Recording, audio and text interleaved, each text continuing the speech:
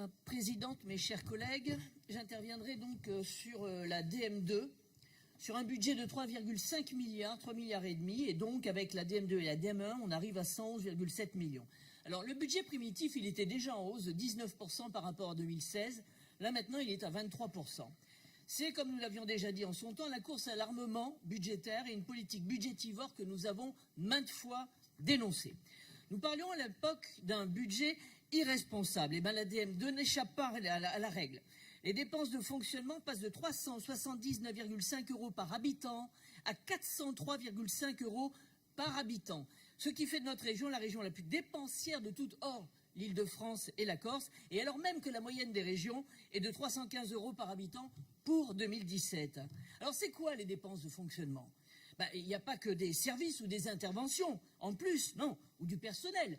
Il y a aussi des charges de structure. Exemple, au chapitre 930 des services généraux, il y a 4,3 millions qui sont inscrits en crédit de paiement. C'est l'administration, me direz-vous. Mais pas que.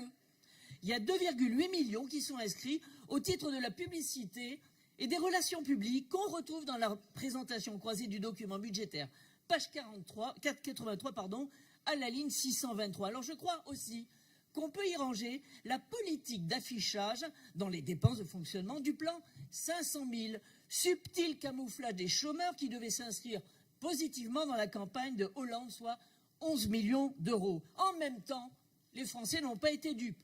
Vous êtes passé de 36 députés à 6 députés. 6%, monsieur Verdier, qui n'est plus là pour entendre la vérité. Publicité, relations publiques, campagne de communication et la LGV, les assemblées des territoires, etc., dont vous excluez systématiquement les élus du Front National, ce qui en dit long sur la sincérité de votre démarche. Les charges de structure, c'est votre train de vie, et rien que le vôtre.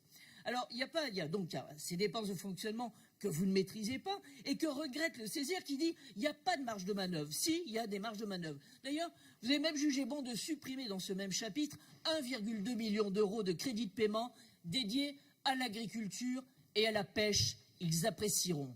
Alors, si plus de charges et moins de services, c'est le résultat de la fusion, je me demande ce que vous êtes allé donner comme leçon au Maroc concernant ce sujet prégnant. Au chapitre des recettes de fonctionnement, on a relevé donc 7 millions de plus en CVAE lors de la DME. Et là, il y a 2 millions d'euros qui nous tombent du ciel avec les cartes grises qui tombent en plus. Et 4,3 millions d'euros supplémentaires que vous avez ponctionnés sur les entreprises au titre de la taxe d'apprentissage. Mais vous aimez tellement l'apprentissage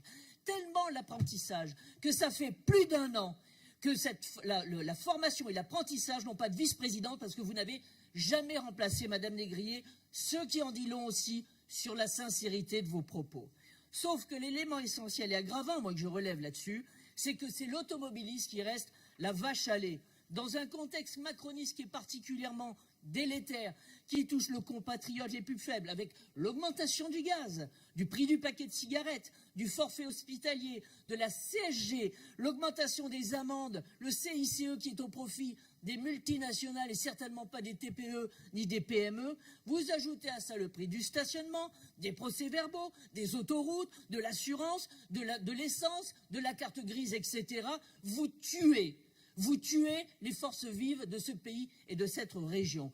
Dans un territoire comme le nôtre, où la ruralité et l'absence de maillage engagent et obligent nos compatriotes à prendre la voiture pour le travail, l'école ou les études, c'est particulièrement grave. Ce sont les classes moyennes et surtout les ruraux que vous mettez ainsi à contribution avec les grands oubliés, les PME, les TPE, les artisans, les commerçants, les agriculteurs, etc. Voilà, c'est la France qui travaille et c'est celle qui en cherche que vous punissez. Je voudrais aussi revenir sur la section investissement. Moins 7,5% de crédit de paiement pour l'aménagement du territoire.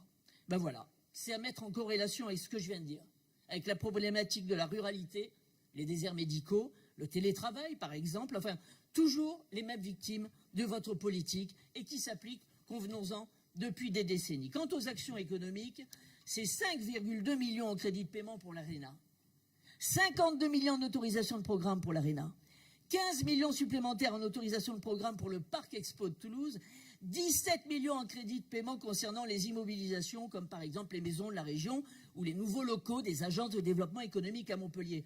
Mais ce n'est pas la double peine pour la ruralité, c'est la triple, c'est la quadruple, c'est la quintuple peine. Parce que ce n'est pas eux qui vont profiter de toutes ces structures. Et ce n'est pas non plus qui verront une part conséquente et efficiente de vos investissements et de leurs impôts leur revenir. Alors, je vous entendais, vous déménager le territoire, ça c'est clair, comme bon vous semble, ça vous l'avez toujours fait, sans jamais qu'aucun effort réel soit fait en direction de cette population, de ces oubliés. Mais je voulais revenir quand même sur ce que vous disiez tout à l'heure. Nous c'est la région, nous c'est pas la région. Et c'est pas la peine de rejeter la faute sur l'État. C'est pas la peine de dire que l'État, son sinistre, vous n'êtes pas les sous-traitants, nous sommes tous au service de l'État et de la nation. Mais cette amertume, cet esprit de revanche, je regrette que vous la rejetiez justement sur les communes, sur les intercommunalités, sur les maires, sur tous ceux qui en ont besoin. Le nous, madame, le nous, c'est la nation. La nation, c'est l'affirmation de nos libertés et qui se défend à travers la souveraineté que vous avez bradée en vous soumettant à l'Union européenne. Alors, fallait pas voter Macron, fallait pas voter Macron, fallait pas voter Delga non plus.